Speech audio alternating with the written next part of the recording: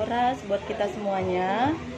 Di sini saya mau sedikit klarifikasi soal video klarifikasi dari adik si pengantin ya, si Eda itu ya. Jadi di sini aku katakan bahwa video klarifikasinya itu tidak semua benar. Ada sesuatu kebohongan yang disampaikan Eda itu dalam video tersebut. Oke, untuk menjelaskannya, aku mau dengar dulu video yang dibuat si Eda ya. Oke. Saya akan klarifikasi soal kami yang lagi viral. Jadi kami selaku yang menjaga baju bukan tidak ada etikat baik untuk kami yang menjahitkan baju bukan tidak ada itikat baik, dikatakan seperti itu ya. Jadi menurut saya kalau kita memblokir seseorang, tidak mengangkat telepon, bahkan tidak membayarkan utang sesuai yang sudah dijanjikan, itu adalah tidak beretikat baik. Itu menurut saya. Oke, kita dengar lagi ya. Jadi itu yang disampaikan itu sangat bohong. kebaya. Kami juga komunikasi baik sama terima kebaya. Kami juga Oke, di sini juga dikatakan si Eda, kami berkomunikasi baik. Bagaimana caranya berkomunikasi baik ketika saya telepon itu tidak diangkat? Dang diangkat mulu di telepon inangi dang diangkat. Jadi untuk si Eda itu juga ketika kita chat tidak dibaca. Si pengantin juga kita chat dibaca tapi tidak dijawab. Sehingga aku sendiri mengkomennya di dalam kolom komentar. Pada saat mereka ada status, saya komentar untuk membaca chat. Baca chatku Eda, sudah lama selesai pesta. Itulah kata-kata aku di dalam kolom komentarnya. Sehingga mereka merasa dipermalukan. Dan setelah itu mereka memblokir. Nah, jadi komunikasi yang baik yang bagaimana menurut si Eda ini? Sementara kita sudah diblokir, telepon tidak diangkat. Dan komunikasi yang baik bagaimana kalau kita punya utang tapi kita tidak menjumpai orang tersebut? Oke, kita dengar lagi ya. sudah mengilik, sudah minta tolong pada tukang kebaya itu karena kami belum punya uang memberikan kami kelonggaran agar bulan 9 itu kami bantu. Oke, mereka meminta kelonggaran katanya. Justru karena mereka meminta kelonggaran, aku memberikan waktu ke mereka untuk menggunakan pakaiannya walaupun belum dibayar. Itu kelonggaran yang bisa aku kasih. Lalu kelonggaran yang bagaimana lagi? Coba kita berpikir kelonggaran yang justru karena mereka meminta kelonggaran, aku memberikan waktu ke mereka untuk menggunakan pakaiannya walaupun belum dibayar. Itu kelonggaran yang bisa aku kasih. Lalu kelonggaran yang bagaimana lagi? Coba kita berpikir kelonggaran yang bagaimana lagi yang diharapkan. Kita sudah memberi kelonggaran loh, bisa memakai baju tanpa harus dibayar lunas dulu. Nah itu menurut saya. Kita dengar lagi ya. Dibayar supaya terkumpul uang kami. Pada saat itu memang kita tidak punya uang dan kita juga sudah minta tolong supaya dikasih kelonggaran agar kami bisa.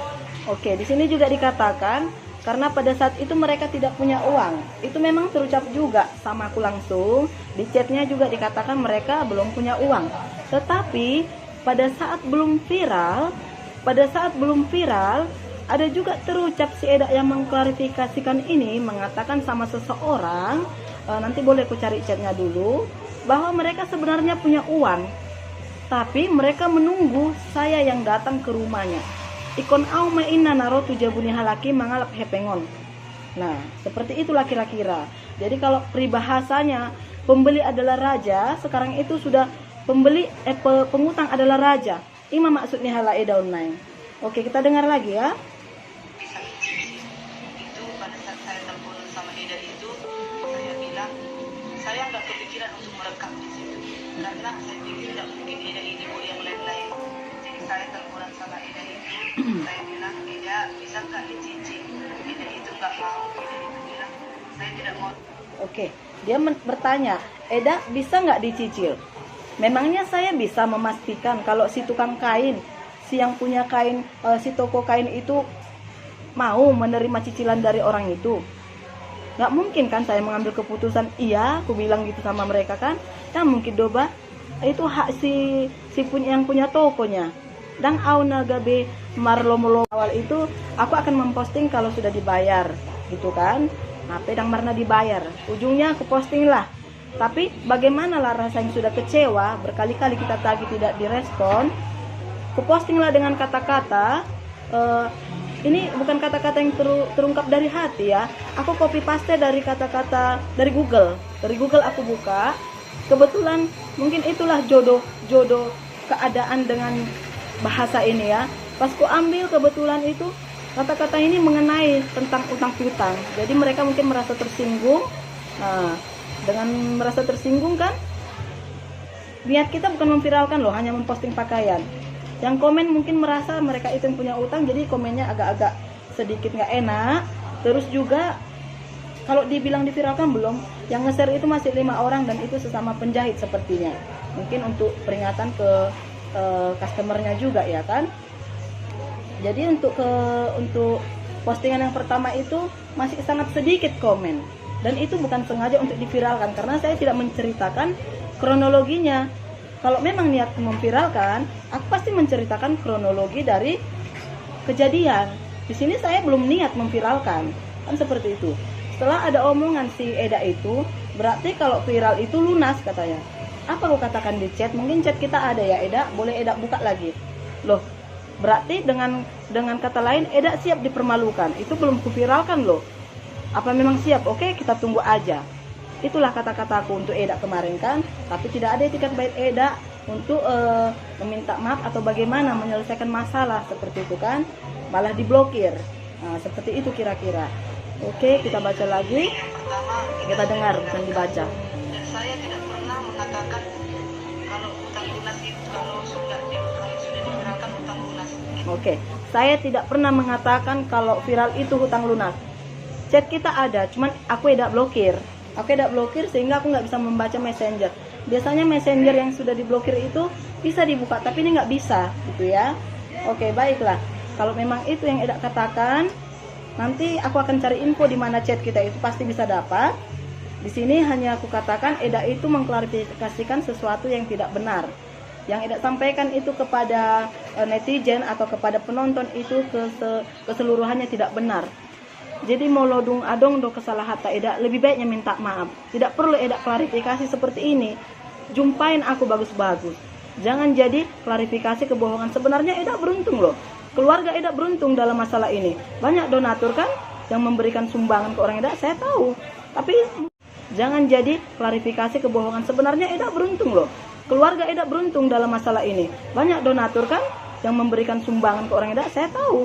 Tapi mungkin rezeki mulai itu dengan membuat membuat masalah seperti ini. Anda diuntungkan sebenarnya juga. Oke, diuntungkan dalam materi. Mungkin dari harga diri kita sudah malu, mental kita sudah rusak. Tapi intinya songon hatami Eda, apa mungkin saya bayar lagi? Saya sudah malu. Itu terucap dari Eda loh. Jadi oke Eda, kalau memang itu keinginan Eda, ya sudah. Kalau memang tidak ada lagi mau diklarifikasikan untuk yang baik-baik aja, untuk penyelesaian yang baik-baik aja, oke, kita selesaikan dengan seperti ini aja kan Eda. Karena ini bukan kemauanku, ini kemauan orang Eda, bukan kemauanku. Aku pun tidak ingin memviral-viralkan orang, karena aku juga nggak perlu viral. Bukan artis apa yang harus cari-cari pamor atau bagaimana Eda ya. Jadi pahami sedikit. Moloneng mengklarifikasi sesuatu Edaku, benar-benar lah apa yang terjadi lah Eda ceritakan. Jangan kebohongan-kebohongan yang lagi mungkin sudah Eda rancang atau memang sudah ada yang mengajarin atau bagaimana, hanya Eda lah yang tahu itu. Oke Eda, AUP karejo na laman dulu hepeng do, bukan mau membuka usaha apa gratis aku di sini Eda. Banyak pekerjaku yang harus kutanggung jawab di sini. Mereka juga hak-haknya harus kita kasih. Jadi Eda jangan asal ngomong dicicil begini bogono. Mau ladong lo hatam sen awal Eda, kalau dicicil-cicil hamui mungkin tidak akan kuterima. Karena juga sudah banyaknya korban-korban klien sebelum aku. Cuman mereka tidak mau berbicara kan gitu Eda. Oke, jadi pahamilah apa kesalahan Eda, dan mungkin kesalahanku memviralkan ya pasti aku punya alasan tersendiri juga. Aku punya alasan kenapa sampai seperti ini. Alanong lo jado di bek kamu. Itu aja intinya. Kalau dibilang kita martondong, kita satu kampung, aku nggak kenal orang Eda, jujur. Aku hanya kenal sepintas karena kalian kenal dengan mertuaku. Aku tidak kenal sama Eda, bahkan sama pengantin, dan Eda aku hanya mengenal wajah setelah orang Eda datang menjahit ke tempatku. Sebelumnya aku tidak kenal. Nah, kalau merasa orang Eda mertondong ke mertuaku, tidak akan tega dong orang Eda seperti ini kan? Romanen hamu maju pangisi matuaku. Tanya di mana alamatku. Jangan kalian harapkan aku yang datang ke rumah kalian, Eda. Kita itu jadilah perutang yang terhormat. Kalau kita punya utang, kita yang menjumpain. Jangan diharapkan orang yang menjumpai kita. Seperti itu, Eda. Eda datang ke tempatku juga setelah viral itu bukan dengan niat yang bagus. Si Panggaronya Eda datang. Dengan mertuaku. Aku tidak kenal sama Eda, bahkan sama pengantin, dan Eda aku hanya mengenal wajah setelah orang Eda datang menjahit ke tempatku. Sebelumnya aku tidak kenal. Nah, kalau merasa orang Eda mertondong ke mertuaku, tidak akan tega dong orang Eda seperti ini kan? Romanen hamu maju pangisi matuaku. Tanya di mana alamatku. Jangan kalian harapkan aku yang datang ke rumah kalian, Eda. Kita itu jadilah perutang yang terhormat. Kalau kita punya utang, kita yang menjumpain. Jangan diharapkan orang yang menjumpai kita. Seperti itu, Eda. Eda datang ke tempatku juga setelah viral itu bukan dengan niat yang bagus. Si Panggaronya Eda datang.